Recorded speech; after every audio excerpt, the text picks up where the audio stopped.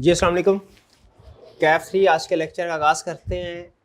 Orientation lecture आज हमारा पहला लेक्चर है। ओरिएंटेशन होगा, ओरिएंटेशन में टीचर इंट्रोडक्शन होगा और सब्जेक्ट इंट्रोडक्शन होगा। कुछ आपको ओवरव्यू दिया जाएगा, सब्जेक्ट क्या है, किस तरीके से हमने तैयार करना है, पेपर पैटर्न क्या होगा, वगैरह वगैरह वगैरह। ठीक है जी, तो स्टार्ट करते हैं। सब्जेक्ट सबसे पहले teacher introduction, brief introduction.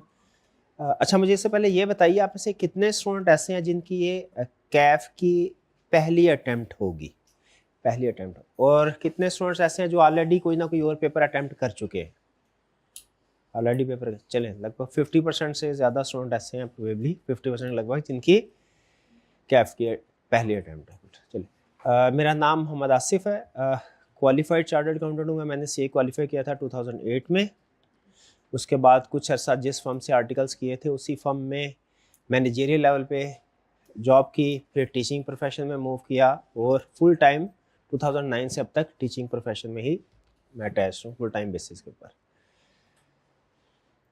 Subject जो है हमारा, अब उसके इंट्रोडक्शन की तरफ आते हैं, वो ज़्यादा है हमें, वो है data system and risk, Kaif 3। अच्छा, उससे पहले एक अहम चीज़ मैं चाहता हूँ, क्योंकि पूरे सेशन में हम इसको यूज़ करेंगे, मैं चाहता हूँ आप लोग नोट कर लीजिए कि आपकी क्लास के जितने भी डिफरेंट रिसोर्सेज हम यूज़ करेंगे, क्योंकि देखिए अब जैसे जैसे टेक्नोलॉजी और ख़ास तौर पे AI हमारी ज़िंदगी का हिस्सा बन रही है, अब हमने अपने लगभग हर एक्टिविटी, अगर आप देखें प्रोफेशन में भी, डिफरेंट बिजनेसेस जो हैं वो भी टेक्नोलॉजी और AI को अडॉप्ट कर रहे हैं, और अब शायद इन चीज़ों के ये हमारी ज़िंदगी का हिस्सा बन चुकी है। इनके बगैर काम करना शायद मुश्किल हो जाएगा। ऐसा नहीं है कि इम्पॉसिबल होगा, लेकिन बहुत मुश्किल हो जाता है। तो हम भी अपने एजुकेशन में भी, अपने पेपर की प्रिपरेशन में भी टेक्नोलॉजी और AI को यूज़ करेंगे, और कुछ दूसरे रिसोर्सेज होंगे। ख़ास तौर पे हमारा सब्जेक्ट भी जब इसी चीज़ से रिलेट करता है, तो उसके लिए आपके रिसोर्सेज जो है ना, वो डिफरेंट टाइप्स के होंगे। ऐसा नहीं है कि सिर्फ एक बुक होगी, ठीक है। वो पुराना ज़माना आता था कि जिसमें सिर्फ बुक होती थी, आप उसके ऊपर प्रैक्टिस करते थे, सीखते थे, याद करते थे, और फिर उसके बाद पेपर पास करते थे। अब नहीं, ख़ास तौर पे जो हमारा प्रोफेशन है ना, याद रखें, वो उसमें लर्निंग बाय रीडिंग नहीं है, वो लर्निंग बाय डूइंग है। ख़ास तौर पे इस सब्जेक्ट के अंदर, इस सब्जेक्ट के अंदर जो लर्निंग होगी वो बाय रीडिंग कम होगी, बाय डूइंग ज़्यादा होगी। तो बहुत सी चीज़ें ऐसी होंगी जो मैंने आपके साथ शेयर करनी है, वो सिर्फ बुक की शक्ल में आपके साथ शेयर कर देना पॉसिबल नहीं है। तो उसके लिए क्या किया हमने, एक गूगल ड्राइव का एक फ़ोल्डर बनाया हुआ है। आपने उस फोल्डर को वक्तन फ़वक्तन चेक करते रहना है। आप लोगों का जो व्हाट्सएप ग्रुप होगा उसमें हम जो भी रिसोर्सेज ऐड करेंगे, आप लोगों को व्हाट्सएप ग्रुप में इन्फॉर्म कर दिया करेंगे। जो भी एक्टिविटी आपने करनी होगी, ठीक है, उसकी गाइडेंस भी आपके साथ शेयर कर दिया करेंगे। आपको इस सेशन के जितने भी रिसोर्सेज हैं, जितने भी रिसोर्सेज हैं, वो सारे के सारे इस फोल्डर में, गूगल फोल्डर में अवेलेबल होंगे इंशाल्लाह। ठीक है, व्हाट्सएप ग्रुप में भी हम कुछ चीज़ें शेयर करते रहेंगे। ऑनलाइन स्टूडेंट्स के लिए LMS के ऊपर भी सारे रिसोर्सेज मौजूद होते हैं, ठीक है। लेकिन हम ऑनलाइन और फिजिकल दोनों तरह के स्टूडेंट्स के लिए एक अल्टरनेट जो रिसोर्स है वो भी ये गूगल फोल्डर की शक्ल में, ड्राइव की शक्ल में आपके साथ शेयर कर देंगे। आपने इसको एक्सेस करके अपने पास लिंक सेव कर लेना, ठीक है, ताकि कभी बाद में कोई रिसोर्स आपका मिसिंग हो जाए, कोई नोट्स आगे पीछे हो जाए, गुम हो जाए, तो आपको इधर उधर देखने की ज़रूरत ना हो, एक जगह पे आपको सब कुछ मिल जाए। वो गूगल फोल्डर को कैसे एक्सेस कर सकते हैं, आपने जाना है एक्सप्लोरर पे, टाइप करना है sarasif.com। इस छोटी सी साइट है, इस पे जाना है। जब आप इस साइट पे जाएंगे तो आपको कुछ सब्जेक्ट्स डिस्प्ले में नजर आ रहे होंगे। आपने इसमें जो आपका सब्जेक्ट है Kaif 3 data system and risk, इसको क्लिक करना है। जब इसको आप क्लिक करेंगे तो आप रेलिवेंट फोल्डर पे पहुंच जाएंगे।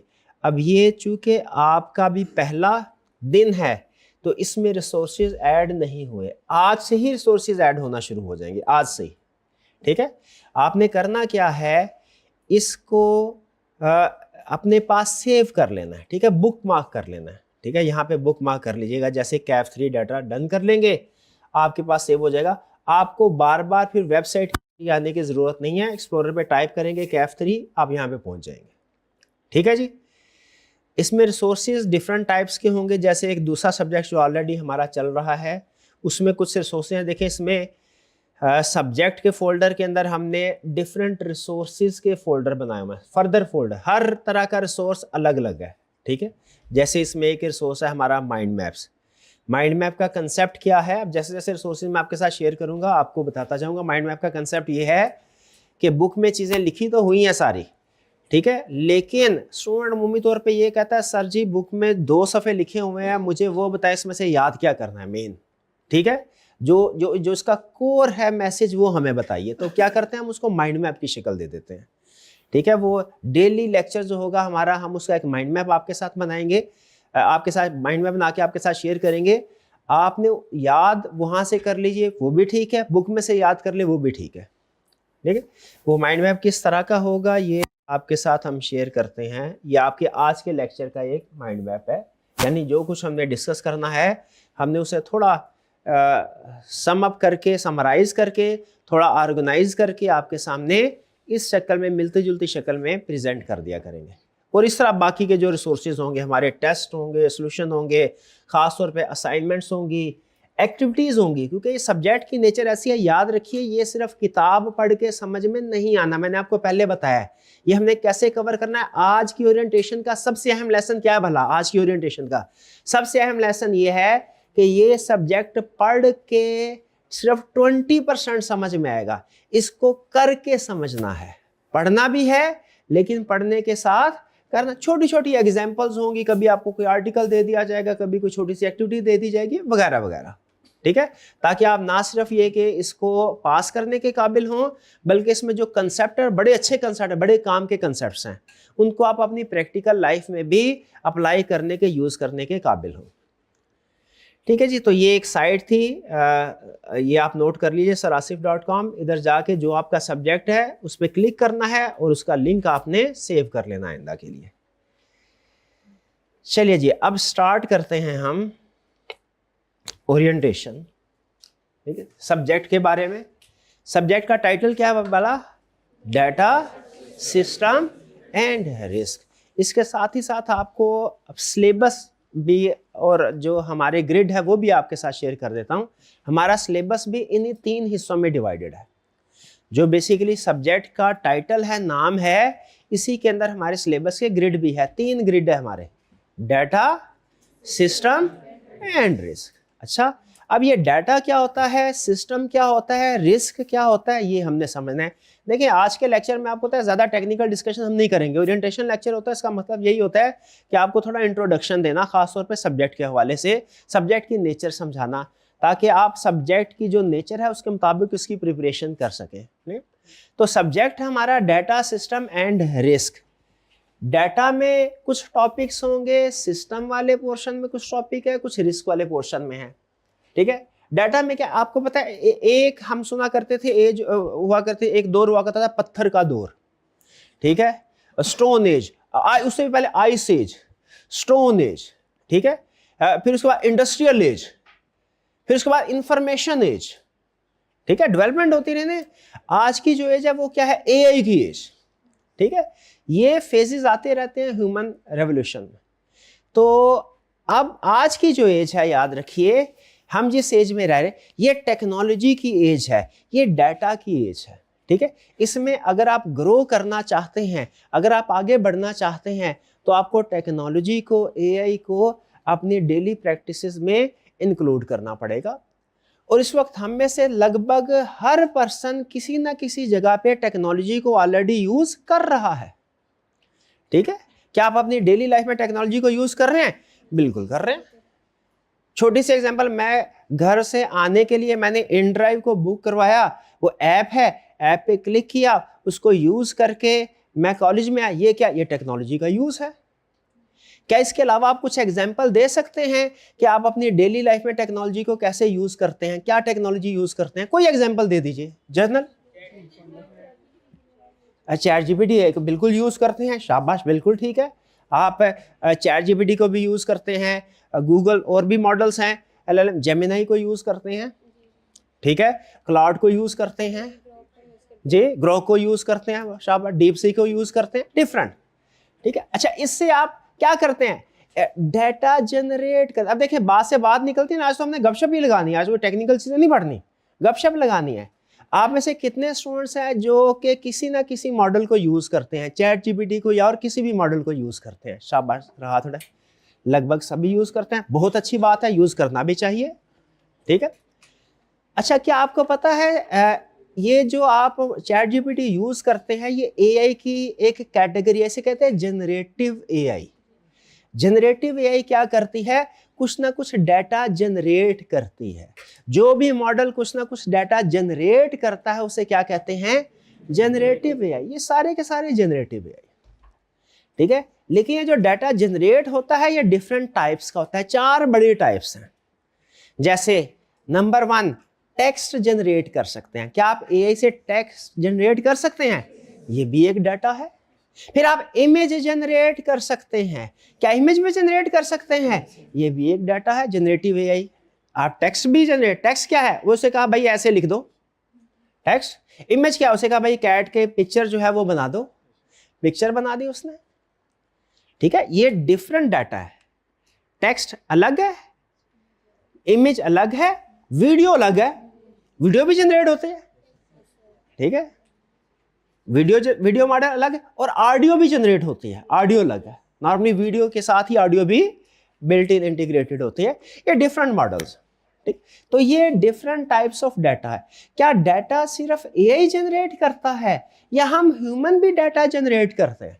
हम ह्यूमन का भी डाटा होता है भाई। कौन सा डाटा? आपने इस कॉलेज में एडमिशन लिया, फॉर्म फिल किया होगा कोई ना कोई, वो क्या है, वो डाटा है, ठीक है। मैंने आपको जैसे एग्जांपल दी, इन ड्राइव में आया सुबह कॉलेज, तो वहां पे मेरे ऐप के अंदर हिस्ट्री में सेव हो गया।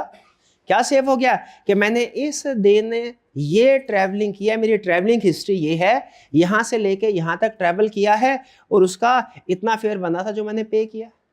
ये भी क्या है, ये डाटा है, ठीक है। वो एक मैं रिसर्च पढ़ रहा था, वो बता रहे थे यूट्यूब पे भी एक ऐप है, बहुत सी ऐप, टिकटॉक भी ऐप है, ठीक है। आप तो सोशल मीडिया, फेसबुक भी ऐप है, व्हाट्सएप भी ऐप है। ये सारी ऐप्स डाटा जनरेट करती हैं। तो मैं पढ़ रहा था कि एक दिन में यूट्यूब पे जितनी वीडियोस अपलोड होती है ना, एक दिन में एक इंसान अपनी सारी जिंदगी में उन वीडियोस को देख नहीं सकता। एक दिन में यूट्यूब पे तो मुझे बताइए, जब इतना डाटा जनरेट हो रहा है, जो कि आप एक दिन का डाटा अगर हो ना, सिर्फ एक ऐप का एक दिन का डाटा, वो आप सारी उम्र नहीं देख सकते। तो क्या हमारे लिए उस डाटा को एनालाइज करना जरूरी नहीं हो गया कि हम देखें इसमें से कौन सी चीज हमारे लिए रेलिवेंट है? कहीं ऐसा ना हो इररेलिवेंट चीजों के ऊपर हम अपना वक्त जाया करते रहे। तो ये सब्जेक्ट आपको सिखाएगा डाटा की कितनी डिफरेंट टाइप्स होती हैं, उनको एनालाइज कैसे करना है, कौन सा डाटा किस पर्पस के लिए सूटेबल है, ठीक है। तो ये सब्जेक्ट है डाटा। क्या कि भाई वो क्या बता रहा है, कह रहा है जी आजकल की जो एज है हमारी वो क्या है, वो टेक्नोलॉजी की एज है, वो डाटा की एज है, ठीक है। जो लोग टेक्नोलॉजी में डाटा एनालिसिस में आगे गए वो बेहतर तरीके से हर प्रोफेशन में आगे बढ़ सकेंगे, ठीक है। इसमें पर्सनल भी मैंने आपको एग्जांपल दी, आप लोग भी देखते हैं हमारी पर्सनल लाइफ में भी डाटा जनरेट हो रहा है। जैसे क्या है, इंस्टाग्राम, टिकटॉक, यूट्यूब, फेसबुक, ठीक है, ये सारे व्हाट्सएप, डेली बेसिस के ऊपर डाटा जनरेट हो रहा है, पर्सनल लाइफ में भी और बिजनेस में भी डाटा जनरेट हो रहा है। ये तो पर्सनल लाइफ है ना, बिजनेस भी। जैसे इनड्राइव की एग्जांपल दी मैंने आपको, बिजनेस है, डेली डाटा जनरेट हो रहा है। क्या आपके ख्याल में वो जो कंपनी डाटा जनरेट हो रही है वो उस डाटा को यूज कर सकती हैं? डाटा यूजफुल है? सिंपल क्वेश्चन मेरा, इस बात से एग्री करते हैं कि हमारी डेली लाइफ में डाटा जनरेट हो रहा है, ऐसा ही? ओके, क्या वो डाटा यूजफुल है? मुझे एग्जांपल दीजिए, एक कंपनी अपने बिजनेस का डाटा मेंटेन कर रही है कि डेली बेसिस पे कौन सी प्रोडक्ट उनकी कितनी यूनिट सेल हुई। ये डाटा है, डाटा कलेक्ट करते हैं ना, ये इनवॉइस बनती है, डाटा कलेक्ट होता है।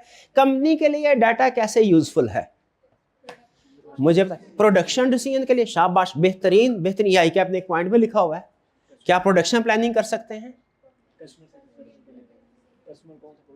कस्टमर को कौन सी प्रोडक्ट, बिल्कुल कस्टमर कौन सी प्रोडक्ट को लाइक कर रहा है, ठीक है, वो जो हॉट फेवरेट प्रोडक्ट्स हैं वो उनको अलग से हाईलाइट किया जाए ताकि उनके ऊपर फोकस किया जाए, उनकी एडवर्टीजमेंट की जाए, मार्केटिंग की जाए, शाबाश, प्रॉफिट के लिए शाबाश। अच्छा, कस्टमर के कमेंट्स होते हैं, कमेंट्स हमारे सिस्टम को इंप्रूव करने के लिए सजेशंस होती हैं, वो भी यूजफुल होते हैं, शाबाश, बिल्कुल। तो ये डिफरेंट, तो क्या डाटा यूजफुल है? यस, डाटा यूजफुल है, ठीक है। और प्रैक्टिकली ऐसी कंपनीज हैं जो डाटा सेल भी करती हैं डाटा, ठीक है, कुछ तो चोरी भी करती हैं, ठीक है, वो भी सीखें, और कुछ सेल भी करते हैं। तो क्या आप एग्री करते हैं? अब ये डिस्कशन कर, इस हिस्से के डिस्कशन के बाद एक स्टेटमेंट मैं आपके सामने सम अप करके रख रहा हूं कि हम अपनी डेली लाइफ में बहुत ज्यादा डाटा जनरेट कर रहे हैं, यूज कर रहे हैं। आप इसे एग्री करते हैं? इसको बोलते हैं बिग डाटा। जब very large volume of data हो, क्या हो? Very large volume of data से क्या बोलते हैं? Big data. तो आज की एज में हमारा मसला लैक ऑफ इंफॉर्मेशन नहीं है, एक्सेसिव इंफॉर्मेशन है। ये जब मैं आपके स्टेज पे था ना, स्टूडेंट था, आज से 25 साल पुरानी बात होगी, उस वक्त मैंने आर्टिकल एक पढ़ा था कि गालबन गूगल कंपनी ने एक कंपटीशन करवाया कि आप कोई एक टॉपिक बता दीजिए जिसके बारे में इंटरनेट पे इंफॉर्मेशन अवेलेबल नहीं है। ये कब कंपटीशन करवाया? आज से 20-25 साल पहले। हालांकि उस वक्त टेक्नोलॉजी अपने स्टार्टअप फेज में थी, 20-25 साल पहले, कि अगर आपने कोई एक टॉपिक ऐसा ढूंढ लिया तो फॉर एग्जांपल आपको $1 लाख इनाम दिया जाएगा। कोई नहीं जीत सका था मुकाबला। इसका मतलब क्या हुआ? उस वक्त भी इंटरनेट पे हर टॉपिक के बारे में इंफॉर्मेशन मौजूद थी। और आपका क्या ख्याल है आज क्या होगा? आज तो उससे कहीं गुना ज्यादा इंफॉर्मेशन होगी। तो आज का मसला हमारा ये नहीं है कि हमारे पास इंफॉर्मेशन नहीं है, आज का मसला ये है कि हमें ये नहीं पता हमारे लिए रेलिवेंट इंफॉर्मेशन कौन सी है, हमें ये नहीं पता कौन सी इंफॉर्मेशन सही है, कौन सी इंफॉर्मेशन गलत है, ठीक है। रेलिवेंस ऑफ इंफॉर्मेशन प्रॉब्लम है, accuracy of information problem, availability of information problem नहीं है, इंफॉर्मेशन तो बहुत ज्यादा है। तो यहां पे आपको बताएगा कि इंफॉर्मेशन आपने जब बिजनेस पर्पस के लिए यूज करनी है, इंफॉर्मेशन को कलेक्ट कैसे करना है, कैसे एनालाइज करना है, कैसे पता चलेगा एक्यूरेट इंफॉर्मेशन है, रेलिवेंस ऑफ इंफॉर्मेशन, और दूसरी चीजें ये आपको डाटा वाले पोर्शन में बताएगा। तो एग्री करते हैं ये, और ये कुछ एग्जांपल्स ऐसे, वैसे तो हर बिजनेस के लिए डाटा अहम है, हर बिजनेस के लिए इंपॉर्टेंट है, लेकिन ये कुछ ऐसे एग्जांपल्स हैं जो कि ऐसे बिजनेसेस हैं जो डेली लाइफ पे lot of information, lot of data generate कर रहे हैं, यूज कर रहे हैं। कौन कौन से एग्जांपल? दराज है, OLX है, जैस, बाइकिया वगैरह वगैरह है। क्लियर? तो डाटा आज की दुनिया में, याद रखे, किसी भी कंपनी बिजनेस के लिए बैकबोन की हैसियत अख्तियार कर गया है। चलिए, तो फिर एग्री करते हैं कि आईकैप ने ये जो डाटा के बारे में आपको पोर्शन इंक्लूड किया सिलेबस में, तो ये गुड किया या बैड किया? जरूरत थी कि नहीं थी? जरूरत थी, शाबाश, ये हो गया डाटा। अब आगे दूसरे पोर्शन की तरफ चलते हैं। हमारा जो दूसरा सेक्शन है वो है सिस्टम। सिस्टम का मतलब क्या है? देखिए, डाटा सिर्फ यूं समझे जैसे एक रॉ मटेरियल है। सिस्टम क्या है? सिस्टम एक मशीन है। जब तक आप रॉ मटेरियल को मशीन के जरिए से प्रोसेस नहीं करेंगे ना, वो एक यूजेबल शेप में कन्वर्ट नहीं होगा। तो डाटा जो है, बहुत सा डाटा, जैसे फर्ज कीजिए मेरे सामने एक बिजनेस में का मैं डाटा एनालिस्ट हूं, मेरे सामने पूरे दिन की सेल्स हैं। अब मैं मैनुअली तो कलेक्ट नहीं करूंगा, काउंट नहीं करूंगा कि कौन सा यूनिट जो है कितना सेल हुआ है। मुझे उस सारे डाटा को किसी सिस्टम के जरिए से प्रोसेस करना पड़ेगा अगर मैं डिफरेंट टाइप्स का एनालिसिस करना चाहूँ, क्योंकि एनालिसिस सिर्फ एक टाइप का नहीं है कि हमारी सबसे ज्यादा प्रोडक्ट्स कौन सी सेल हो रही है। एनालिसिस ये भी होगा कौन सी प्रोडक्ट्स ऐसी है हमारी जो हफ्ता हो गया सेल ही नहीं हुई, भाई उस इन्वेंट्री को फिर खत्म कर देना हम। एनालिसिस इस चीज का भी होता है कि कौन से पूरे दिन में, अगर 8 घंटे के लिए हमारा बिजनेस ऑपरेटिंग कंडीशन में था ना, चल दुकान खुली थी हमारी, 8 घंटे बिजनेस चला है, तो कौन से वाले घंटे में कस्टमर कितने ज्यादा थे, ताकि हमें वर्कलोड का पता चल सके। इवन एनालिसिस इससे भी डिटेल होता है। आईकैप आपका एनालिसिस करता है। आपको पता है आपके जो पेपर होते हैं उसके बाद एग्जामिनर कमेंट्स आते हैं, एग्जामिनर पासिंग परसेंटेज भी आती है। क्या पासिंग परसेंटेज आपके ख्याल में आई कैप डाटा कंपाइल नहीं कर रहा? बिल्कुल कर रहा है, लेकिन आपके सामने पासिंग परसेंटेज पूरे सब्जेक्ट की होती है। I cap even question wise passing percentage calculate करता है। इस क्वेश्चन में पासिंग परसेंटेज कितनी थी, इसमें कितनी, पहले आई कैप शेयर नहीं करता था, क्वेश्चन वाइज भी शेयर करता है। इवन एनालिसिस इससे ज्यादा भी होता है। ठीक है, प्रोबेबली अभी आगे मुझे कंफर्म नहीं है, लेकिन मेरी असेसमेंट है कि जिस तरह आई कैप का तरीका कारण उसको सामने रख के मेरा ख्याल ये है I cap even province wise भी एनालिसिस कर रहा होगा, किस प्रोविंस में से कितने स्टूडेंट्स अप्लाई कर रहे हैं, उनका रिजल्ट क्या है। तो हर बिजनेस जो है वो डाटा को एनालिस, तो डाटा को यूज भी तो करना है। उसमें से अगर आपने मीनिंगफुल इंफॉर्मेशन एक्सट्रैक्ट करनी है तो आप मैन्युअली तो नहीं करेंगे, वो कोई ना कोई उसके लिए सिस्टम चाहिए। तो डाटा सिस्टम के बगैर डाटा किसी काम का नहीं है। रॉ मटेरियल है, मशीनरी नहीं है, कोई फायदा है नहीं है। मशीनरी है, रॉ मटेरियल नहीं है, कोई फायदा है नहीं है। तो डाटा और सिस्टम इंटरलिंक्ड है। अब सिस्टम के डिफरेंट टाइप्स है, वो टाइप्स हम स्टडी करेंगे वन बाय वन। आज के लेक्चर में ज़ाहिर है सिर्फ आपको इंट्रोडक्शन देना मकसद है, डिटेल कंसेप्ट डिस्कस करना मकसद नहीं है। तो बिग डाटा, यहां पे हमने पढ़ा कि बिग डाटा जनरेट हो रहा है। इस हिस्से में क्या पढ़ेंगे हम कि हमने उस बिग डाटा को हैंडल कैसे करना है, किस तरह के सिस्टम है। अब ये डिपेंड करता है पर्पस पे, जिस तरह का पर्पस हो उस लिहाज से सिस्टम अलग अलग है। ठीक है, अकाउंटेंट का रोल क्या है, यह अहम चीज, ये अहम सवाल कि अकाउंटेंट को ये क्यों सिखाया। भाई हम तो चार्टर्ड अकाउंटेंट बनने जा रहे हैं ना। अकाउंटेंट कौन है भाई? जिसने रिकॉर्डिंग करनी है, फाइनेंशियल स्टेटमेंट्स प्रिपेयर करनी है, जो आईएफआरएस का एक्सपर्ट होना चाहिए। लेकिन आपको एक बात मैं बता दूं, आज का जो बिजनेसमैन है, जो एंटरप्रेन्योर है, जो आपको जॉब देगा, उसके लिए आपका रोल एज अकाउंटेंट एक्सेप्टेबल नहीं है। आप डेबिट क्रेडिट सीख रहे हैं, ऐसा ही है। अकाउंटिंग सीख रहे हैं ना, अकाउंटिंग पढ़ी है या पढ़ रहे हैं? कितने स्टूडेंट्स ने अकाउंटिंग ऑलरेडी पिछले सेशन में पढ़ी हुई है? बहुत कम। कितने स्टूडेंट्स अभी पढ़ रहे हैं? चले, अकाउंटिंग जो है ना, इसमें क्या सिखाया जाता है आपको कि आपने ट्रांजैक्शन को रिकॉर्ड कैसे करना है। लेकिन आज का जो एंटरप्रेन्योर बिजनेसमैन है वो कहता है मुझे ऐसे लोग नहीं चाहिए जो ट्रांजैक्शन रिकॉर्ड करने में एक्सपर्ट हो। ये तो अब बहुत से सॉफ्ट ईआरपी है, वो इंस्टॉल कर लें, सिस्टम है, ट्रांजैक्शन रिकॉर्ड करें with in minutes, journal ledger, trial income. यानी आप जो काम करते हैं ना अकाउंटेंट्स, एक सॉफ्टवेयर जो है वो आपसे कम वक्त में ज्यादा एक्यूरेसी के साथ काम कर सकता है। कहता मुझे अकाउंटेंट नहीं चाहिए, मुझे एडवाइजर्स चाहिए जो मुझे मशवरा दे कि मेरे बिजनेस के लिए क्या बेहतर है, जो इम्प्रूवमेंट लेके आए, जो वैल्यू एडिशन करे। तो याद रखें, आज के अकाउंटेंट के पास सिर्फ अकाउंटिंग नॉलेज होना काफी नहीं है। आपके पास आज की दुनिया में जो चेंजेस हो रही हैं उनके साथ फेमिलियर होना, उनके ऊपर ग्रिप होना भी लाजमी है। ठीक है, वरना आप यूजफुल नहीं होंगे एंटरप्रेन्योर्स के लिए। और कोई भी प्रोफेशन अगर यूजफुल, आई कैप में एक बहुत अच्छी बात है, कुछ चीजें आई कैप की मुझे पसंद नहीं है और सख्त नापसंद है, लेकिन कुछ चीजें आई कैप में बहुत अच्छी हैं। जो एक बहुत अच्छी चीज ना, बहुत अच्छी चीज वो ये है कि आई कैप में जो लोग बैठे हुए हैं वो हर सेशन के बाद देखते हैं हमारे प्रोफेशन में क्या चेंजेस आई हैं और उन चेंजेस को इनकॉर्पोरेट करने की कोशिश करते हैं। आपको लग रहा होगा ये नया सब्जेक्ट आगे, पिछले सेशन में न्यू ऐड हो, ये क्या मुसीबत आ गई। अच्छा भला पहले कम सब्जेक्ट होते थे फॉर एग्जांपल, या दूसरे सब्जेक्ट्स होते थे। नहीं, उन्होंने देखा कि आज का एंटरप्रेन्योर, आज का बिजनेसमैन क्या चीज़ डिमांड कर रहा है, उस चीज़ को उन्होंने आपके सिलेबस में इंक्लूड कर दिया ताकि जो मार्केट में जिस चीज़ की डिमांड है, हमारा स्टूडेंट मार्केट में निकले तो वो उस डिमांड को टैकल कर सके, पूरा कर सके।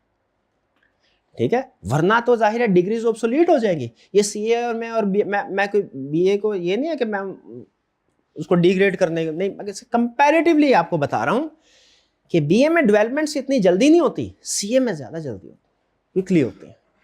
ठीक है, तो आज का अकाउंटेंट जो है उसके लिए याद रखिएगा सिर्फ अकाउंटिंग स्किल्स होना काफी नहीं है, बिजनेस अंडरस्टैंडिंग और खास तौर पे टेक्नोलॉजी ये लाजमी है।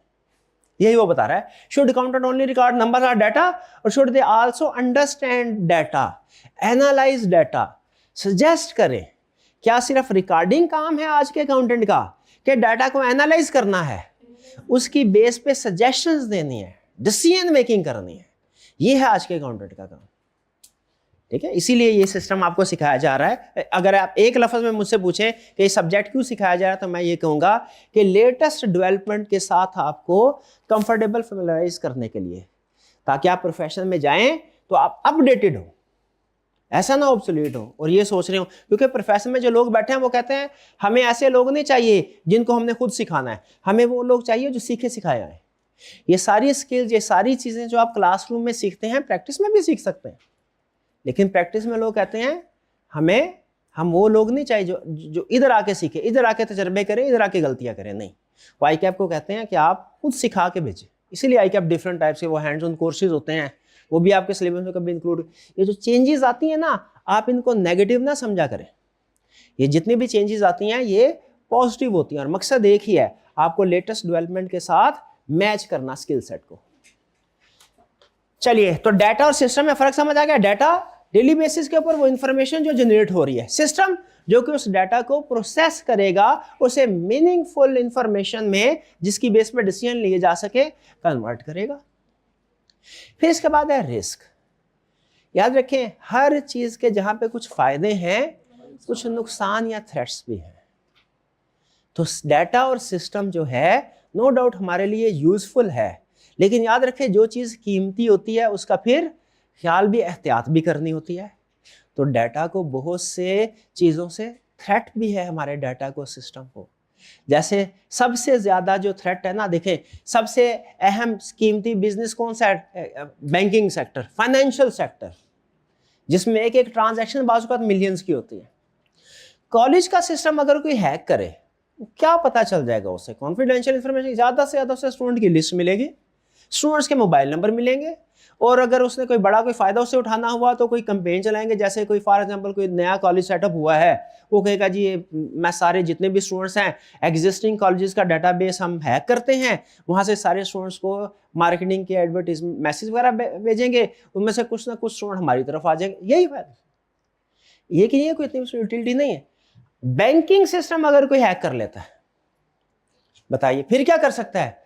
फिर तो मिलियंस ऑफ रुपीस जो है वो एक ही हैकिंग इंसिडेंट में ट्रांसफर किए जा सकते हैं, चोरी किए जा सकते हैं। तो ये बताता है कि डाटा और सिस्टम को कुछ थ्रेट्स भी हैं, कुछ प्रॉब्लम्स भी हैं। इस पार्ट में आपको बताएगा वो क्या प्रॉब्लम्स हैं और आप अपने आप को, अपने सिस्टम को, अपनी ऑर्गेनाइजेशन को उनसे सेफ कैसे रख सकते हैं, कैसे सिक्योर रख सकते हैं। ये दो एग्जाम्पल उसने आपके सामने रखी हैं, 2016 की दोनों एग्जाम्पल। एक है बांग्लादेश बैंक स्कैंडल। बांग्लादेश का एक बैंक था, वैसे तो हैकिंग बैंक की हैकिंग कॉमन है, ठीक है, लेकिन बांग्लादेश का बैंक था, उसको हैकर्स ने उसमें हैकिंग किया और $81 मिलियन हैक किया, ट्रांसफर करवा लिया, चोरी किया। हालांकि जो असल जो उन्होंने अटैक किया था ना, मजीद ट्रांजैक्शन भी थी, लगभग कोई 500 मिलियन के करीब, लेकिन वो पकड़ा गया। दो चीज़ों की वजह से पकड़ा गया ये स्कैंडल जो था। एक ये कि जब 8-10 मिलियन तक की ट्रांजैक्शन ट्रांसफर हुए ना अमाउंट, तो वो नॉर्मल था, मतलब डेली बेसिस पे इतना ट्रांसफर हो जाया करता था। लेकिन जब वो 20-25 मिलियन तक ट्रांजैक्शन गई ना, तो फौरन वो जो वहाँ पे ह्यूमन, क्योंकि देखें हम सिर्फ टेक्नोलॉजी के ऊपर रिलाई नहीं कर सकते। अगर सिर्फ टेक्नोलॉजी के ऊपर रिलाई किया गया होता ना, तो शायद सारी अमाउंट ट्रांसफर हो जाते। वहाँ पे जो लोग बैठे थे उन्होंने दिमाग लड़ाया, उन्होंने कहा रोज तो इतनी ट्रांजैक्शन नहीं होती, ये आज इतनी ज़्यादा ट्रांजैक्शन क्यों हो रही है, ज़रा चेक करो।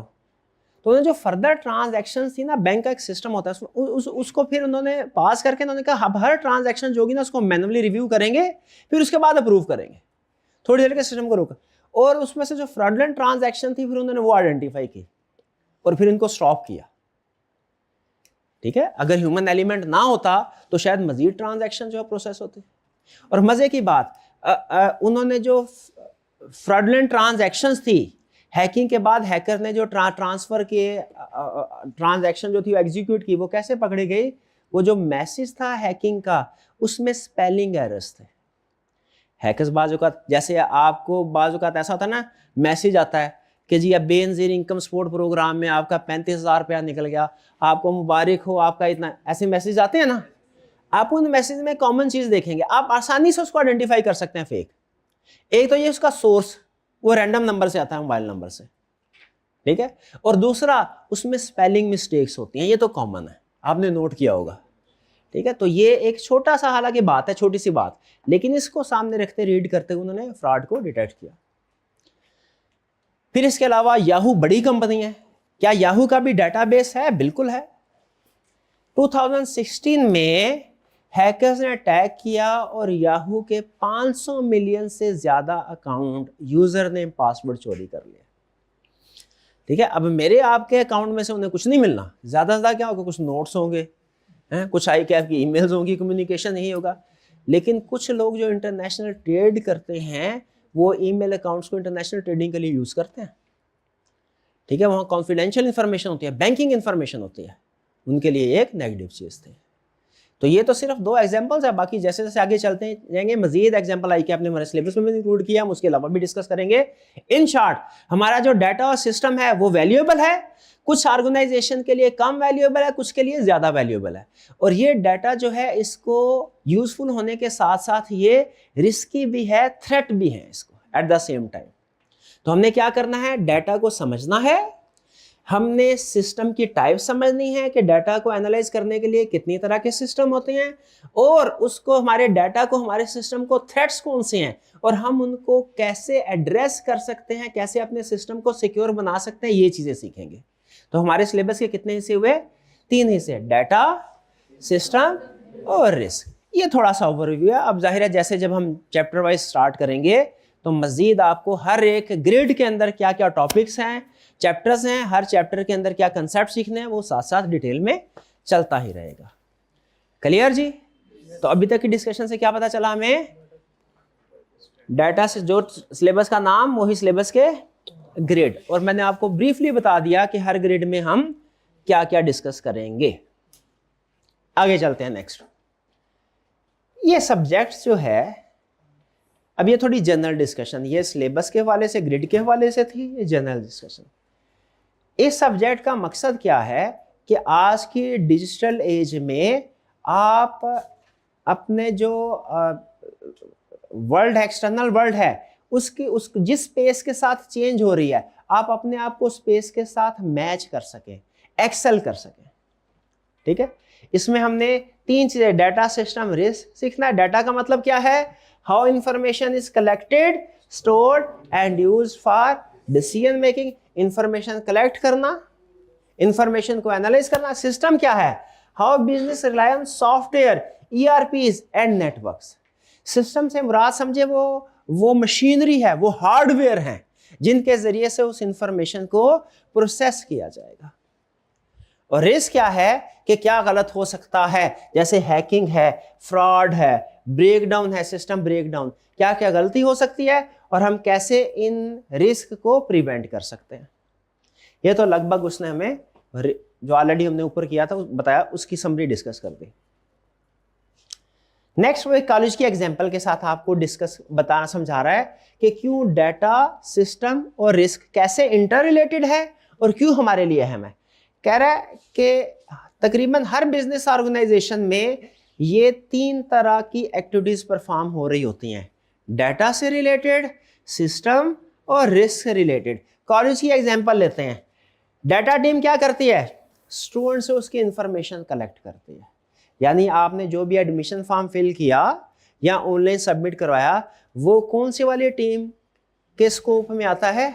डाटा टीम डाटा कलेक्ट कर रही है। सिस्टम टीम क्या करती है? उस डाटा की बेस पे डाटाबेस मेंटेन कर रही है, रिकॉर्ड कर रही है, उसको कन्वर्ट कर रही है मीनिंगफुल इंफॉर्मेशन में। जैसे डे एंड पे प्रिंसिपल साहब जो हैं उन्हें एक समरी चाहिए। समरी क्या चाहिए कि आज के दिन में कितने स्टूडेंट्स थे हमारे, किस किस सब्जेक्ट में एडमिशन लिया।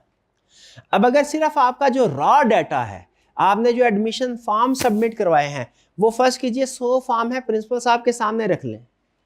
डाटा तो है, लेकिन क्या प्रिंसिपल साहब उससे कुछ मीनिंगफुल इंफॉर्मेशन एक्सट्रैक्ट कर सकते हैं?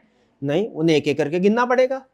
तो टॉप लेवल मैनेजमेंट के लिए जरूरी है कि रॉ डाटा नहीं बल्कि उनके सामने प्रोसेस्ड इंफॉर्मेशन है। और इंफॉर्मेशन प्रोसेस कौन करेगा? सिस्टम करेंगे। वो डिफरेंट टाइप्स के सिस्टम है।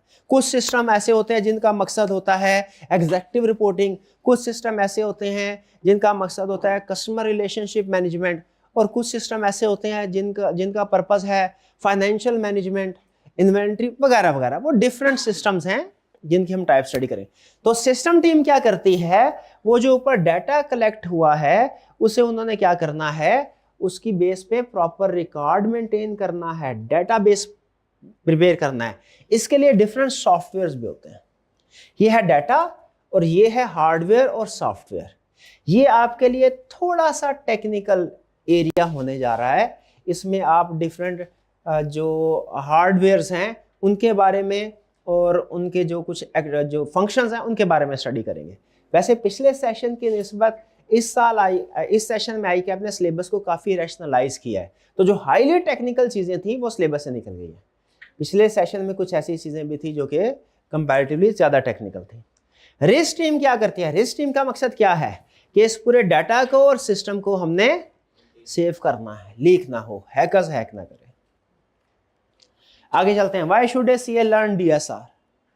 ये सब्जेक्ट एक स्टूडेंट के लिए, चार्टर्ड अकाउंटेंट के लिए सीखना क्यों जरूरी है? जैसा मैंने पहले बताया कि आज का जो प्रोफेशनल है वो सिर्फ काउंटिंग या फाइनेंस का एक्सपर्ट नहीं चाहिए।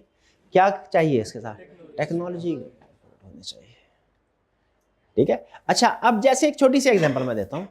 फर्ज कीजिए कि बैंक की एग्जांपल बार बार रहेगी, हमारे सिलेबस में भी बार बार रहेगी, क्योंकि प्रोबेबली जो सबसे ज्यादा सेंसिटिव बिजनेस है, जिसपे टैक्स भी सबसे ज्यादा होते हैं और जो सबसे ज्यादा डाटा को भी यूज करता है और सबसे ज्यादा टेक्नोलॉजी भी प्रोबेबली हमें अपग्रेडेड टेक्नोलॉजी, अपडेट टेक्नोलॉजी जिस बिजनेस में नजर आती है वो बैंकिंग सेक्टर है, वो फाइनेंशियल सेक्टर है। और आप देखें डेली बेसिस के ऊपर पाकिस्तान में लाखों ट्रांजैक्शंस होती हैं बैंकिंग सेक्टर में। तो इसीलिए जो बैंकिंग सेक्टर या फाइनेंस सेक्टर है, इसकी वेरियस एग्जांपल आपको हमारे सिलेबस में डिस्कस होती नजर आएंगी।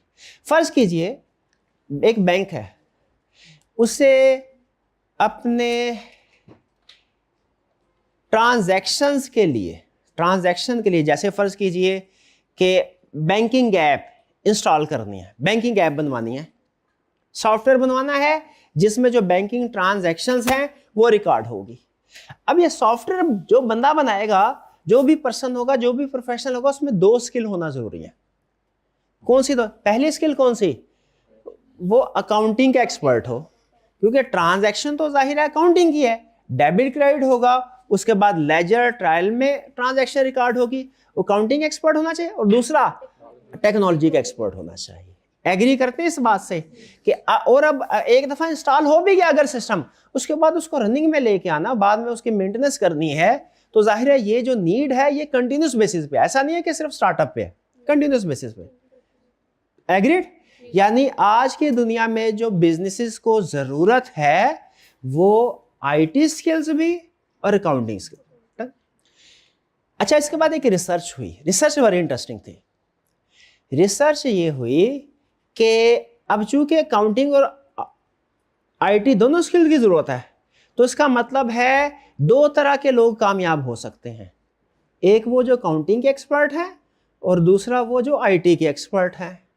तो रिसर्च ये हुई कि IT के एक्सपर्ट्स को अकाउंटिंग का नॉलेज देना आसान है या कि अकाउंटिंग के एक्सपर्ट को IT का नॉलेज देना आसान है। बात समझ रहे हैं?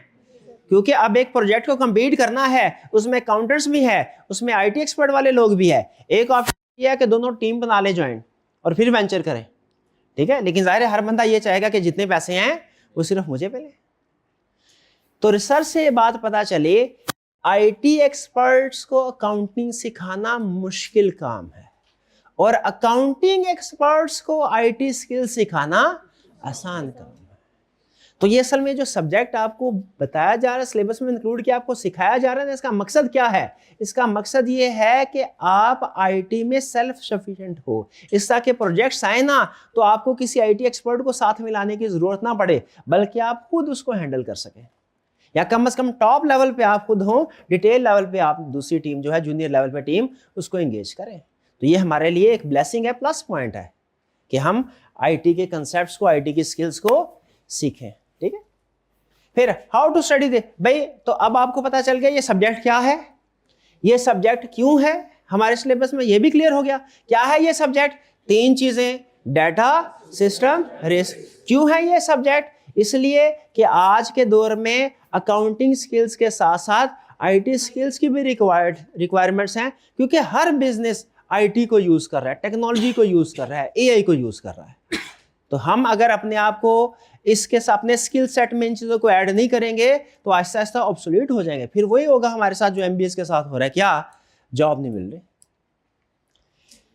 How to study this subject, हमने इस सब्जेक्ट को स्टडी कैसे करना है। सबसे पहली चीज, क्या ये कोई हाईली टेक्निकल चीज है?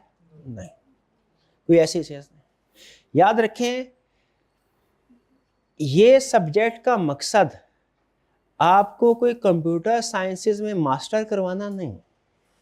इस सब्जेक्ट का मकसद सिंपल है, क्या हमारा स्टूडेंट, हमारा चार्टर्ड अकाउंटेंट आज के बिजनेसेस में जो टेक्नोलॉजी यूज हो रही है उसके बारे में फेमिलियर हो और उसे पता हो कि मैंने इसको यूज कैसे करना है। देखिए, आप में से तकरीबन हर स्टूडेंट, जैसे स्टार्ट में मैंने क्वेश्चन पूछा, चैट जीपीटी को यूज कर रहा है। अब चैट जीपीटी जो है, इस पे दो तरह के लोग होंगे, एक वो इसको बनाने वाले, एक वो इसको यूज करने वाले। अगर मैं कहूं कि चैट जीपीटी में हम एक कोर्स अनाउंस करने जा रहे हैं, तो आपका जो भी एक जो विजिटर होगा उसका एक क्वेश्चन होगा कि ये कोर्स में आप चैट जीपीटी जैसे मॉडल को बनाना सिखाएंगे कि उसको इस्तेमाल करना सिखाएंगे। दोनों डिफरेंट है ना, दोनों डिफरेंट है। कुछ लोग ऐसे हैं जो इस तरह के मॉडल जो है वो बनाना सिखाते हैं, वो टेक्निकल साइड है, और कुछ क्या है जो उसको यूज करना सिखाएंगे, कुछ कोर्सेज। याद रखें, हमारा जो कोर्स है इसमें जितनी भी टेक्नोलॉजी होगी, हमने उसकी डेवलपमेंट साइड की तरफ नहीं जाना, वो हमारे स्कोप से बाहर है। हमने उसकी यूज वाली साइड पे जाना है कि इसको रियल लाइफ में हमने यूज कर। भाई मेरे लिए ये जानना जरूरी है कि मैं जब चैट जीपीटी कमांड देता हूं तो बैकएंड पे क्या वर्किंग होती है, क्या प्रोसेसिंग होती है। मैं शायद हैरान तो हूं कि यार पता नहीं अंदर कौन बैठा हुआ है, कोई पर्सन बैठा है, मैं जो पूछता हूँ विद इन सेकंड जवाब सही बता देता है। मैं ऐसे कहता हूँ जैसे जैसे चेंज करो वैसे वैसे मैं हैरान तो, लेकिन मुझे सीखने की जरूरत नहीं है। किसी चीज से फायदा उठाना हो, क्या उसका इंटरनल स्ट्रक्चर समझने की जरूरत है? नहीं है। हम अकाउंटेंट्स ने इस टेक्नोलॉजी से फायदा उठाना है, एआई से फायदा उठाना है, इसकी टेक्निकल साइड हमें जानना जरूरी नहीं है। तो इसलिए जहन में रखिएगा, हमने ये नहीं सोचना कि ये एक चीज कैसे बनी। हमने क्या सोचना है, इस चीज का इस्तेमाल करके हम फायदा कैसे उठा सकते हैं।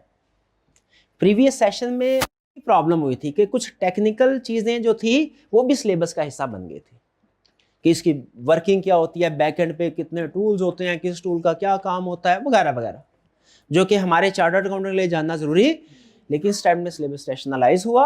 अब वो जो हाईली टेक्निकल चीजें थी वो साइड में भी इक्का दुक्का चीजें अभी भी हो तो वो, लेकिन वो इतनी प्रॉब्लमेटिक नहीं है, हार्मफुल नहीं है। तो हमने पहली चीज, इस सब्जेक्ट को पढ़ने के लिए क्या पहला कोई प्रायर आईटी बैकग्राउंड नॉलेज होना जरूरी है? कोई जरूरी नहीं है। इवन अगर आपको अपनी ईमेल भी बनानी नहीं आती ना, तो भी कोई प्रॉब्लम नहीं है, कोई प्रॉब्लम नहीं है। हाँ देखें, हमारी फर्म जिस फर्म से मैंने ट्रेनिंग लिया ना, ट्रेनिंग उसमें हमारे सीनियर एक मुहावरा, एक बात बोला करते थे। कुछ बातें ऐसी होती हैं किताबों में नहीं लिखी होती, ठीक है, वो सीनियर हमें सिखाते हैं। तो वो सीनियर क्या सिखाते थे, कहते थे अगर कोई पर्सन फर्म में आया ट्रेनिंग के लिए, स्टूडेंट फर्म में ट्रेनिंग के लिए आया और उसे कोई काम नहीं आता था, ये उसका कसूर नहीं है, सीखने के लिए आया। लेकिन अगर कोई फर्म से जाए और उसे फिर काम नहीं आता, ये फर्म का कसूर है, क्योंकि फर्म का मकसद ही यही था कि उस बच्चे को सिखाना है। तो आप सारे स्टूडेंट्स जिन्होंने इस कोर्स में जो हमारे साथ अटैच हुए हैं, आपको टेक्नोलॉजी की एबीसी भी नहीं आती, कोई प्रॉब्लम नहीं, ये आपका कसूर नहीं है। लेकिन जब ये कोर्स कंप्लीट हो और आपने सिर्फ रट्टे लगाए हों, उन कंसेप्ट्स को रियल लाइफ में अप्लाई कैसे करना है, उनसे फायदा कैसे उठाना है, अगर ये आपने ना सीखा तो ये किसका कसूर है? ये मेरा कसूर है। ठीक है, तो हम कोशिश करेंगे कि हमारे सिलेबस में जो कुछ कंसेप्ट्स हैं, देखिए ये जो सब्जेक्ट है इतना ज़्यादा मुश्किल नहीं है, ठीक है। कुछ जगहों पे टेक्निकल चीज़ें आती हैं, इतना आसान भी नहीं है कि आप घर बैठे पढ़ सकते। हाँ, कुछ ऐसे स्टूडेंट्स जो हाई आईक्यू वाले हैं, जो कि खुद से सीखते हैं, या सीख सकते हैं। वो अगर हाई आईक्यू वाले, खुद से डिसिप्लिन लोग, खुद से मेहनत कर सकते हैं, वो अगर इसको पढ़ें, कुछ यूट्यूब के ऊपर कभी कुछ वीडियोस देख लें, कुछ चैट जीपीटी में कुछ एक्सप्लेनेशन एग्जांपल डिस्कस कर ले, शायद वो इस काबिल होकर तैयारी कर सकते हैं वो, ठीक है। लेकिन मेरे ख्याल में एक एवरेज स्टूडेंट जो है, ठीक है, जिसके पास इतना रिसर्च के लिए वक्त नहीं है, वो बेहतर होता है कि किसी टीचर के साथ अटैच हो जाए, ठीक है। तो नो डाउट आप खुद से भी अगर आपका आईक्यू अच्छा है, मेहनत करने के आदी हैं, आप खुद से भी सब्जेक्ट को तैयार कर सकते हैं। हमारी कोशिश क्या होगी कि इसके कंसेप्ट्स को आपके रियल लाइफ में इंटीग्रेट करें, ताकि इसकी प्रोडक्टिविटी आपको पता चले, इसका फायदा भी हो, ठीक है। तो आपको भी एबीसी भी नहीं आती एआई की टेक्नोलॉजी की, कोई मसला नहीं, लेकिन एक चीज होनी चाहिए, विलिंगनेस टू लर्न, कि सीखना है। यानी जो चीजें आज के बाद जो चीजें मैं आपके साथ शेयर करूं, आपने उन चीजों की प्रैक्टिस जरूर करनी है, ठीक है। बाकी सारी मेरी जिम्मेदारी होगी। Next, focus on understanding not memorising. Focus किसके ऊपर करना है? सिर्फ रट्टा लगाने पे नहीं। अभी मैं पेपर स्ट्रक्चर आपके साथ शेयर करूंगा ना, तो आपको पता चल जाएगा आईकैप भी यही चाह रहा है कि सिर्फ मेमोराइजेशन, हाँ मेमोराइजेशन होगी जरूर, कुछ चीजें रट्टा जरूर लगानी पड़ेगी, लेकिन साथ में अंडरस्टैंडिंग ज्यादा अहम है। अगर आप सिर्फ मेमोराइजेशन के ऊपर तवज्जो देंगे, अंडरस्टैंडिंग के ऊपर तवज्जो नहीं देंगे, तो फिर आप हो सकता है कि एग्जाम में मुश्किल हो, केस स्टडी सॉल्व नहीं कर सकेंगे। फिर हम और क्या हमारी अप्रोच होगी? एक अप्रोच ये होगी हमारी, हम इस अजम्पशन के साथ चलेंगे कि हमारा जो स्टूडेंट है डे 1 से आईटी के बारे में कुछ पता नहीं है, लेकिन वो सीखने के लिए तैयार है। पता कुछ नहीं है लेकिन सीखने के लिए तैयार है। और फिर फोकस हमारा क्या होगा? अंडरस्टैंडिंग के ऊपर फोकस। मेमोराइजेशन के ऊपर भी होगा, लेकिन ज्यादा फोकस किस पे होगा? कंसेप्ट्स की अंडरस्टैंडिंग पे। फिर इसके बाद हम रियल लाइफ एग्जांपल्स भी जो है वो ऐड करते जाएंगे। जैसे 1-2 एग्जांपल मैंने जनरली आपको दी यहाँ पे, ठीक है, रियल लाइफ से, क्योंकि जो कंसेप्ट्स है ना, जब रियल लाइफ के साथ लिंक होते हैं ना, तो वो ज्यादा अच्छे तरीके से समझ भी आते हैं और ज्यादा देर तक हमारे जहन में भी रहते हैं। और क्या करेंगे हमने केस स्टडी की और सिनेरियो बेस्ड क्वेश्चन की भी प्रैक्टिस करनी है, ठीक है, प्रैक्टिस करनी है और साथ साथ करने हैं, ठीक है जी। ये था हमारा किस तरीके से हमने सब्जेक्ट को स्टडी करना है। हाँ, गुड न्यूज क्या है, वो आपके लिए गुड न्यूज आप एंड में मैंने डिस्कस करी थी कि इसमें जो कंसेप्ट्स आप सीखेंगे वो आपके लेवल पे काम आएंगे। वो अब हमारी जो सीए में काउंटिंग है ना, काउंटिंग जो बेसिक लेवल की, जो समझ लीजिए introduction to counting, PRC level की काउंटिंग समझ लें, पीआरसी लेवल की काउंटिंग। एक स्टूडेंट ने उसे पढ़ा, पास नहीं हुआ, सीए छोड़ दिया, क्या जो उसने काउंटिंग पढ़ी है उसके काम आ सकती है? यस। आप आईकॉम के स्टूडेंट्स को कोचिंग दे सकते हैं, आईकॉम। आप इवन थोड़ी सी मेहनत करके जो ओ लेवल के कोर्सेज होते हैं वो भी टीच कर सकते हैं। यानी सीखा हुआ ना, सीखा हुआ वो जाया नहीं जाता, बताना ये चाह रहा हूं। तो उसी तरह वैसे अल्लाह करे सारे पास हो जाएं, लेकिन आपको पता है कि कुछ स्टूडेंट्स की दूसरी अटेम्प्ट भी लग जाती है। तो इवन अगर खुदा ना खास्ता कोई स्टूडेंट ऐसा है जो इस सब्जेक्ट को, कोर्स को लेता है, अडॉप्ट करता है और चीजें सीखता है, तो याद रखिएगा, अगर वो चार्टर्ड अकाउंटेंट नहीं भी बन पाता ना, खुदा ना खास्ता, फिर भी वो जो चीजें सीखेगा इंशाल्लाह सारी उम्र उसके काम आएंगी। आपने सिर्फ क्या करना है, मैंने भी बताया, विलिंगनेस टू लर्न ये जरूर होने चाहिए। तो एंड पे गुड न्यूज़ यही आपके लिए कि पेपर तो पास होगा ही इंशाल्लाह, लेकिन उसके साथ हम जो चीजें सीखेंगे हमारी डेली लाइफ में भी काम आएंगे। जैसे छोटी सी एग्जांपल देता हूँ, मेरी ना डिफरेंट सब्सक्रिप्शंस होती हैं डिफरेंट वेबसाइट्स वगैरह की, तो मुझे ना उसकी ड्यू डेट भूल जाती है। हर एक का अपना अलग, किसी की मंथली सब्सक्रिप्शन है, किसी की क्वार्टरली है, किसी की ईयरली है, किसी की फॉर लाइफ होती है, तो वो भूल जाती थी। पिछले दिनों कुछ ऐसी मेरे साथ हुआ, एक प्रॉब्लम हुई इसकी वजह से। तो मैंने क्या किया है, मैंने एक ऐप डेवलप किया। हालांकि मैंने एक आईटी की एक किताब नहीं पढ़ी, मतलब आईटी ये डेवलपमेंट साइड वाली कि सॉफ्टवेयर इंजीनियरिंग क्या है, सॉफ्टवेयर इंजीनियरिंग के बारे में कुछ भी नहीं मैं जानता, ठीक है, कंप्यूटर साइंसेज के बारे में कुछ नहीं। मुझे लैपटॉप खोल दे, मुझे पता नहीं होगा कि इस चीज़ का नाम क्या है, इस चीज़ का नाम क्या है कंप्यूटर का, ठीक है। लेकिन आपको पता है आजकल आसान हो गया हमारे लिए चीज़ों को सीखना। तो मैं हालांकि अकाउंटेंट हूँ बाय प्रोफेशन, आईटी की फील्ड अब मेरी बैकग्राउंड नहीं है, लेकिन मैंने 1.5 से 2 घंटे लगे होंगे, एक ऐप डेवलप की है और उस ऐप में मैंने अपनी जितनी भी सब्सक्रिप्शन है उन सब की रिन्यूअल डेट इंक्लूड कर दी है। अब वो जब भी सब्सक्रिप्शन की ड्यू डेट आती है 7 दिन पहले, 3 दिन पहले और सेम डे में मुझे मैसेज आ जाता, ईमेल आ जाती है। ऑटोमेटिकली बैकएंड पे सिस्टम चल रहा है। अब सिर्फ एक दफ़ा बनाया मैंने और सारी उम्र के लिए बन गया। अब मेरे लिए एक प्रोडक्टिविटी, अब मुझे कोई डेट्स याद करने की ज़रूरत नहीं है। ईमेल आती है, मुझे फ़ौरन पता चल जाता है, मैं उसको रिन्यू करवा लेता हूँ।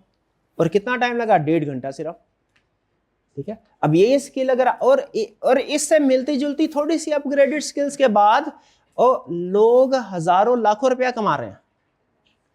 ठीक है, ये जो मैंने छोटी सी एक वेबसाइट आपके सामने की है ना, sarasif.com, छोटी सी वेबसाइट है, कुछ भी नहीं, हालांकि इसमें थोड़ी सी डिजाइनिंग ऐड कर देना, थोड़ी सी डिजाइनिंग, ये समझ लीजिए मैंने 1 घंटे में काम किया, आधा घंटा और करना था, तो वो वेबसाइट 5 से 10 हज़ार रुपये में लोग बाय करते हैं। आप अगर सोशल मीडिया पे जाएं या वेबसाइट पे जाएं, 5,000 से 10, आपको अक्सर ये पोस्ट मिलेगी, 6,000 रुपये में वेबसाइट तैयार करवाएं, 10,000 रुपये में वेबसाइट तैयार करवाएं। और इस वेबसाइट तैयार करने में पता है कितना टाइम लगता है? 1 घंटे से भी कम। 1 घंटा, फर्स्ट टाइम में सिर्फ 3-4 घंटे लगेंगे, फर्स्ट टाइम में 1 घंटे। ये चीजें क्या है? ये स्किल्स है। आपको शायद नहीं पता थी ये बात, मुझे भी नहीं पता था, मुझे यकीन भी नहीं आता था, मुझे लगता था शायद मैं सारी जिंदगी काम नहीं कर सकूंगा। लेकिन कुछ कोर्सेज लिए, कुछ यूट्यूब पे वीडियो देखी, कुछ हिम्मत की, तो पता चला ये तो आसान काम है। यही चीजें मैं चाहता हूं कि आप लोग भी सीखें। सब्जेक्ट तो इंशाल्लाह पास हो ही जाएगा, लेकिन इंशाल्लाह जो चीजें सीखेंगे वो सारी जिंदगी आपके काम आएंगी। क्लियर जी? ये थे हमारे कंसेप्ट्स जो मैंने आपके साथ डिस्कस करने थे। बाकी देखें, जब सेशन हमारा कल से इंशाल्लाह हम टेक्निकल टॉपिक स्टार्ट करेंगे, तो बहुत से रिसोर्सेज ऐसे हैं जो मैंने प्लान किए हुए हैं, लेकिन फर्स्ट क्लास में आपके साथ वो सारे रिसोर्सेज मैं अगर डिस्कस करूंगा ना, आपको समझ में नहीं आएगी ज़बानी कलामी। तो मैं चाहता हूँ वो रिसोर्सेज आपके सामने आए, आप उनको खुद एक्सपीरियंस करें, फिर आपको पता चले कि ये क्या चीज़ है और हमने इसका कैसे इस्तेमाल करना। कोई क्वेश्चन पूछना चाहते हो तो पूछ लीजिए। हाँ, वो डेडलाइन के हवाले से मुमकिन तौर पे जो कि हमारे सिलेबस की डेडलाइन क्या है, हमारा जो सिलेबस की डेडलाइन है वो 18 जुलाई होगी इंशाल्लाह। 18 जुलाई तक हमारा सिलेबस कंप्लीट हो जाएगा। हो सकता है उससे पहले हो जाए, हो सकता है कि उससे पहले हो जाए, मैक्सिमम 18 जुलाई, क्योंकि मिड ऑफ अगस्त का पेपर है ना आपके, मिड ऑफ से पेपर इस दफ़ा थोड़े से पहले आ गया, तो इंशाल्लाह 18 जुलाई। मजीद कोई क्वेश्चन पूछना चाहते हो तो पूछ लें। कोई क्वेश्चन? अच्छा, एक चीज़, हाँ जी, आपके साथ पेपर जो है, लेटेस्ट पेपर, अभी तक एक ही अटेम्प्ट हुई है इस पेपर की, और वो पेपर मैं आपके सामने डिस्प्ले करना चाहता हूं ताकि आपको अंदाजा हो जाए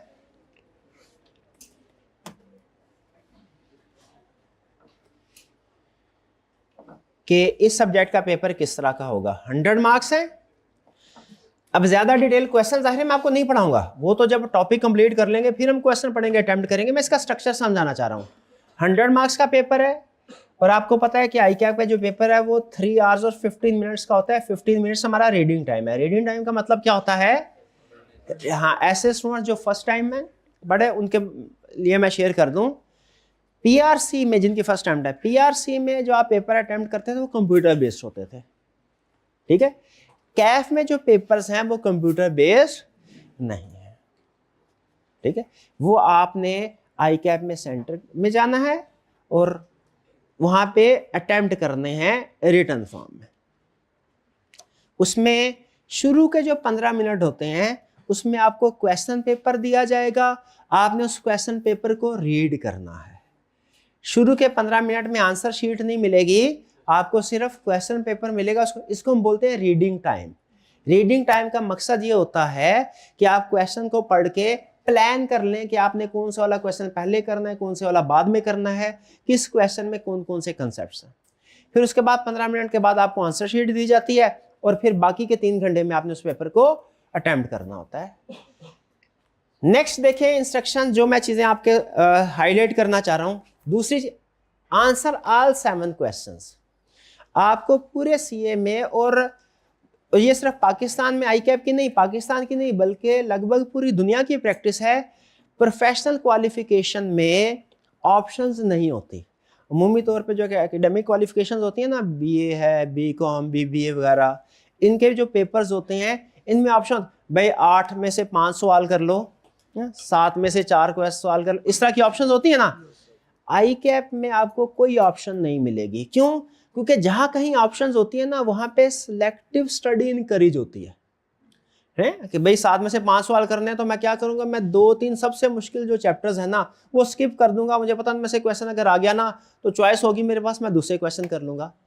तो इससे क्या होता है, मुश्किल वाले टॉपिक स्टूडेंट छोड़ देते हैं और आसान वाले कर लेते हैं और पास हो जाते हैं। आई कैप कहता है नहीं, मैंने तो टेस्ट ही मुश्किल वाले करने हैं, आसान वाले तो करने ही नहीं। आपको ये पता है बात है? आसान वाले, मुश्किल जो होगे ना, मुश्किल आपने एक चैप्टर के अंदर 10 कंसेप्ट है, 8 याद कर लेंगे, 2 मुश्किल वाले होंगे, आप कहेंगे इतना ज्यादा याद कर लिया है, काफी है। हालांकि आएगा आप क्वेश्चन ही उन 2 में से। जब मैं स्टूडेंट था मैंने सिंपल रूल एक बनाया और अक्सर ये रूल सही अप्लाई होता था, सही लगता था। वो क्या कि जिस टॉपिक को पढ़ के, जिस क्वेश्चन को पढ़ के मेरे जहन में आता था ना ये क्वेश्चन नहीं आना या नहीं आ सकता, उसके आने का चांस ज्यादा है, वो मैं लाजमी करता था और अक्सर ऐसे ही होता था। जैसे आपके साथ ऐसा होता होगा कि जो टॉपिक छोड़ा है ना उसी में से क्वेश्चन आ गया है, जो टॉपिक छोड़ा। याद रखिए आई कैप ने, जैसे मैं बताया ना, डाटा मेंटेन कर रहा है। क्या आपसे प्रीवियस जो स्टूडेंट्स जिन्होंने पेपर्स अटेम्प्ट किए आई कैप के पास उनका डाटा नहीं होगा कि किस स्टूडेंट ने किस पेपर में किस क्वेश्चन को छोड़ा, ज्यादातर स्टूडेंट्स ने, और कौन सा वाले क्वेश्चन में हाई परफॉर्मेंस थे। मैं आपको छोटा सा एक पर्सनल एक्सपीरियंस बताता हूँ, टाइम मैं अभी इसलिए बता रहा हूँ। मेरे सीफैब की अटेम्प्ट थी, उसमें पेपर था रिपोर्टिंग का, हमारा अकाउंटिंग का जो होता है। तो जो मेरी अटेम्प्ट थी उससे एक अटेम्प्ट पहले का पेपर था, उसके एग्जामिनर कमेंट्स में पढ़ रहा था। आपको पता है आपके जैसे जब हम इंटरमीडिएट मैट्रिक में होते थे ना तो हम क्या करते थे, क्या अप टू डेट पेपर हैं, पास्ट पेपर्स लिया करते थे। आपको पता है कि हमारे भी पास्ट पेपर्स हैं, आई कैप के भी पास्ट पेपर्स होते हैं। और ये पास्ट पेपर कहाँ पे होते हैं भला? आई कैप की वेबसाइट पे। और आई कैप की वेबसाइट पे हर सब्जेक्ट के पास्ट पेपर मौजूद हैं। जैसे स्प्रिंग 26 के अपलोड हो चुके हैं, ऑटम 25 के भी हैं, स्प्रिंग 25 के भी, ऑटम 24, स्प्रिंग 24 भी। और हर अटेम्प्ट में 4 चीजें आई कैप अपनी वेबसाइट पे अपलोड करता है, हर अटेम्प्ट में 4। Number 1 question paper, number 2 suggested solution, number 3 examiner comments, number 4 marking plan. ये 4 डॉक्यूमेंट्स, क्वेश्चन पेपर, सॉल्यूशन, आई कैप सॉल्यूशन भी शेयर कर, लेकिन वो सॉल्यूशन सजेस्टेड होता है, मतलब डिफरेंट भी हो सकता है, आई कैप खुद ये कहता है। एग्जामिनर कमेंट्स क्या होते हैं भला? कि स्टूडेंट्स ने जो पेपर में गलतियां की, जो आई कैप का पेपर चेक करने वाले लोग होते हैं वो उनकी समरी बना के शेयर करते हैं। हम टीचर्स के लिए सॉल्यूशन ज्यादा अहम नहीं होता, सॉल्यूशन तो खुद में बना लेते हैं। एग्जामिनर कमेंट से ज्यादा अहम होता है कि बच्चों ने क्या गलतियां की हैं, ताकि हम अगली टर्न में बच्चों को तैयारी करवा के भेजें कि भैया ये गलती नहीं करनी। एग्जामिनर। और फिर मार्किंग प्लान क्या होता है भला? मार्किंग प्लान ये होता है कि सॉल्यूशन के अंदर ये चीज लिखने का आधा नंबर मिला, ये चीज लिखने का 1 नंबर मिला, ताकि बच्चों को पता चल सके कि सॉल्यूशन में क्या चीज अहम थी, किस चीज के कम मार्क्स थे, किस चीज के ज्यादा मार्क्स हैं। ये खास तौर पे जो थ्योरी वाले सब्जेक्ट्स होते हैं ना, जैसे डीएसआर है, उसमें अहम होता है। न्यूमेरिकल सब्जेक्ट में तो आप खुद भी कैलकुलेशन कर लेते हैं, ये क्वेश्चन है जिसके 5 नंबर है, 5 स्टेप का 1 स्टेप का 1 नंबर होगा। लेकिन थ्योरी में क्या लफ्ज लिखना था, किसके कम मार्क्स थे, किसके ज्यादा थे, ये हमें मार्किंग प्लान। तो आई कैप ने अपनी वेबसाइट के ऊपर आपके जो डिफरेंट सब्जेक्ट्स हैं, ये चूंकि नया सब्जेक्ट है इसका सिर्फ एक ही अटेम्प्ट है, स्प्रिंग 26 डीएसआर, लेकिन जो दूसरे सब्जेक्ट्स हैं इसके रिसोर्सेज अपलोड किए हुए हैं। 4 तरह के रिसोर्सेज अटेम्प्ट वाइज है। कौन कौन से भला? Question paper, solution, examiner comments, marking plan. ठीक है, तो वो चीजें हम जैसे जैसे आई कैप हमारे साथ शेयर करेगा स्टैंड में भी आपके साथ शेयर करता रहूंगा। हाँ, पेपर की तरफ आए तो ऑल 7 क्या मतलब? कोई चैप्टर नहीं छोड़ना, कोई टॉपिक नहीं छोड़ना। हमने answer in black pen only. आपने जो पेपर अटेम्प्ट करना है रिटन फॉर्म में अटेम्प्ट करना है ना, ठीक है, कि वो पीआरसी की तरह एमसीक्यूज वगैरह होंगे, उधर क्लिक करने और खत्म। रिटन फॉर्म में तो कौन से वाला पेन यूज करना है? Black pen. ब्लू, कोई और कलर बिल्कुल भी यूज नहीं करना, वरना वो ऐसे लगता है जैसे डिफरेंट कलर यूज करेंगे ना तो ब्यूटिफिकेशन होगी। कभी ग्रीन कलर यूज कर लिया, कभी रेड कर लिया, कभी ब्लू कर लिया। ब्लू खास तौर पे यूज करते थे हम कब, मैट्रिक के पेपर में, इंटरमीडिएट के पेपर में। यहाँ नहीं, सिर्फ एक पेन, क्या, ब्लैक पेन। इवन मार्कर भी इस्तेमाल ना करें, रिकमेंडेड यही है कि मार्कर सिर्फ एक पेन इस्तेमाल करें। मैंने पूरे सीए में जो पेपर दिए, हमारे जमाने में एक पेन होता था पियानो, अभी भी होता होगा शायद पियानो, पियानो होता, और एक नहीं पियानो नहीं, पिकासो, पिकासो होता था, पिकासो। पियानो तो वो जब स्कूल में थे तब। पिकासो का सीए के जितने भी पेपर हैं वो उस पेन से मैंने दिए, यानी उस मॉडल से दिए। एक ही पेन नहीं था, पेन बदलते गए, उस मॉडल से।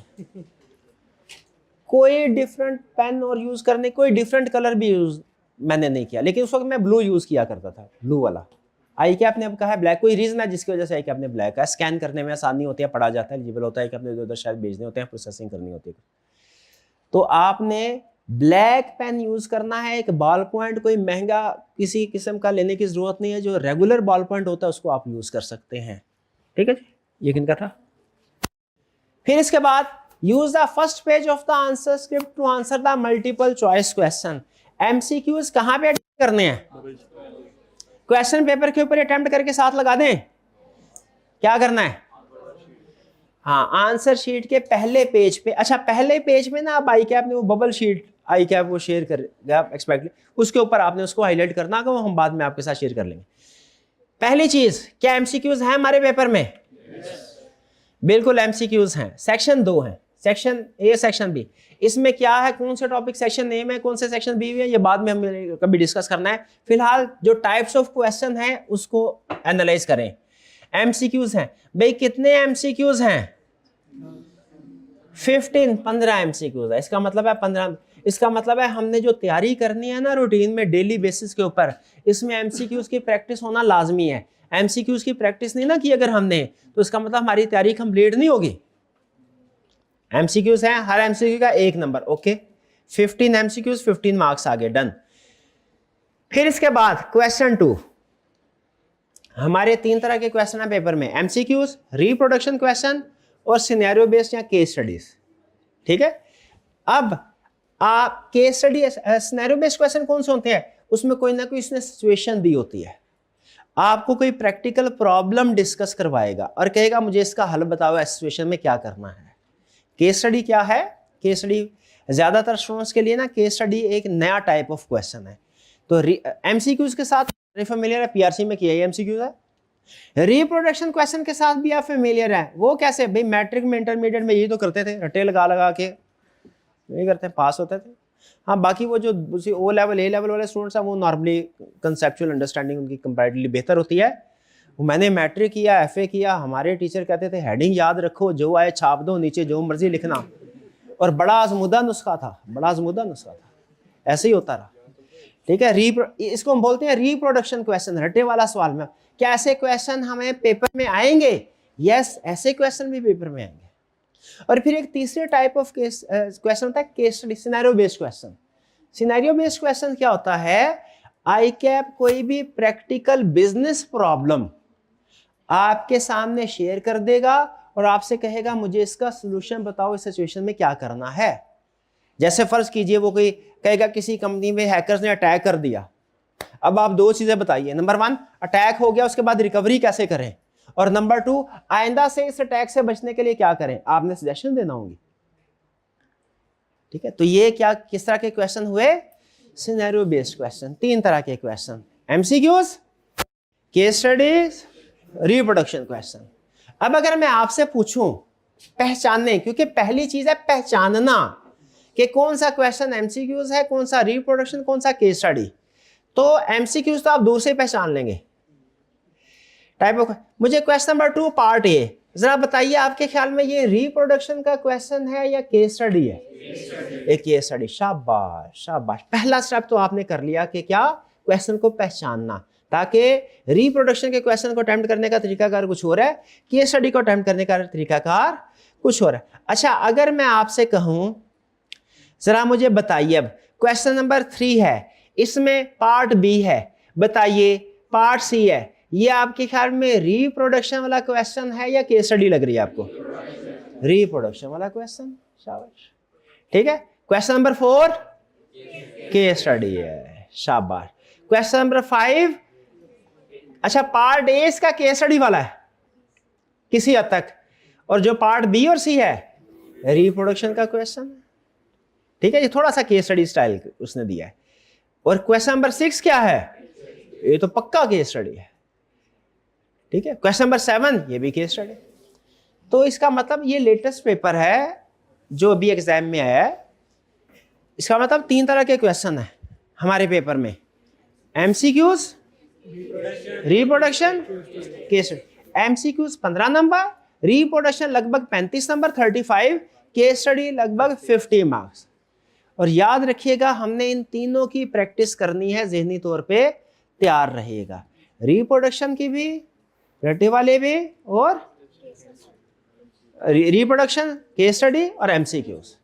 एमसीक्यूज का हमारा सिस्टम ऐसा होगा, डेली बेसिस पे क्लास के स्टार्ट में हम प्रैक्टिस किया करेंगे, उससे आपके कंसेप्ट्स भी रिवाइज होंगे, रीडिंग पावर भी बढ़ेगी, क्विक डिसीजन मेकिंग भी कर सकेंगे, और एमसीक्यूज की भी प्रैक्टिस होगी। रटे वाले सवाल जो है वो मेरी कोशिश होगी कि वो आपको असाइनमेंट में रटे वाले सवाल ना दूं, वो आपने सिर्फ याद करने होंगे। वो मैं आप पे एतमाद करूंगा कि आप साथ साथ याद कर रहे हैं, और कुछ थोड़ा बहुत हम कोशिश करेंगे सुनने आपसे। केस स्टडी जो होगी ना, ये आपको होम असाइनमेंट में ज़्यादा से ज़्यादा दी जाएंगी। ठीक है, क्योंकि केस स्टडी ज़्यादातर, एक तो हमारे पेपर में आपने देखा ज़्यादातर क्वेश्चन जो है ना वो केस स्टडी बेस्ड हैं, उसकी तैयारी। और दूसरा केस स्टडी पे फोकस करने का मकसद यह है कि केस स्टडी वाले क्वेश्चन के साथ ज़्यादातर स्टूडेंट्स हमारे फेमिलियर नहीं। क्लास में कितने ऐसे स्टूडेंट्स हैं जिन्होंने पास्ट में किसी न किसी लेवल पे case study, scenario based question किए हुए हैं, प्रैक्टिस किए हुए हैं? हाँ, अब अगर आप खुद देखें ना तो ये बहुत कम स्टूडेंट ऐसे, मेरी एक्सपेक्टेशन भी यही थी। ठीक है, लगभग 10% के करीब स्टूडेंट है, तो 90, तो इसका मतलब हमारा फोकस किसके ऊपर होगा?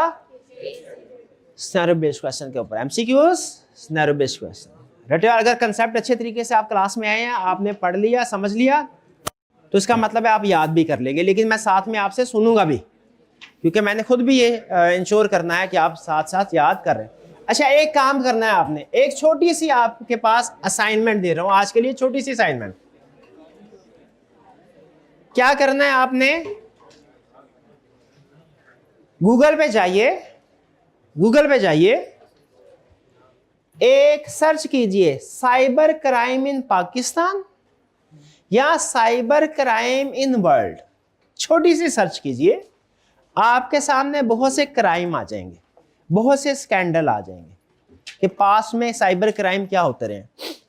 कोई एक आपने क्राइम को रीड करना है और उसकी समरी लिखनी है आधे पेज पे, आधे पेज से ज्यादा ना हो, बहुत ज्यादा नहीं काम दे रहा। क्या करना है? आज की आपकी होम असाइनमेंट क्या है? घर जाके गूगल करना है। गूगल क्या करना है? साइबर क्राइम इन पाकिस्तान कर लें या इन वर्ल्ड कर लें, बहुत सी लिस्ट आ जाएगी। अपनी मर्जी का कोई सा भी केस चुन लीजिए, उसको आपने रीड करना है और उसकी समरी क्या करनी है? हाफ पेज पे लगभग बना के लेके आनी है। कल ये असाइनमेंट में आपकी चेक करूंगा। ठीक है, ये समझ लीजिए आपका पहला स्टेप है साइबर वर्ल्ड को समझने की तरफ। ठीक है, इसमें कुछ टर्म शायद ऐसी होंगी जो आपको समझ में ना आए, कोई मसला नहीं है। ठीक है, जितना आपको केस समझ आ सके उतना आप समराइज करके ले आएगा। क्लियर जी? कोई क्वेश्चन पूछना चाहते हो तो पूछ लीजिए। वीक में 6 डेज होंगी या 5 हाँ, वीक में हमारी क्लासेस 6 डेज होंगी या 5 डेज होंगी, ये सुन लीजिए।